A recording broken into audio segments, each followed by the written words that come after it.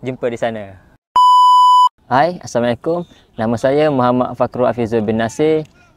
Acara saya 400 meter lari berpagar. Bagi persiapan saya dengan kondisi saya sekarang ni, alhamdulillah berjalan dengan baik.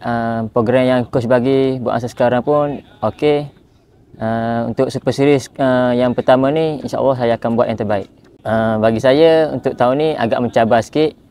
Dari segi runting latihan agak berbeza nak dibandingkan dengan yang tahun lepas punya.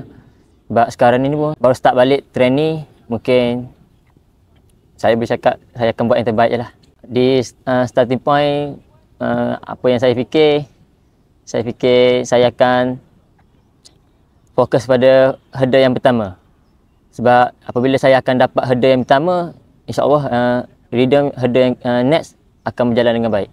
Perasaan saya sendiri pun pada tahun lepas yang dapat olahraga Super Series tu, saya tak sangka.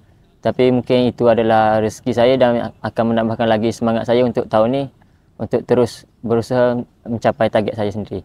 Pesanan saya kepada atlet-atlet yang baru dan adik-adik, teruskan berusaha. Apa yang coach bagi, program apa yang coach bagi, jangan cepat merungut, buat saja. Sila datang beramai-ramai untuk menyaksikan saya lari di Super Series yang pertama di Stadium Merdeka pada 3 hingga 4 Mei nanti. Jumpa di sana.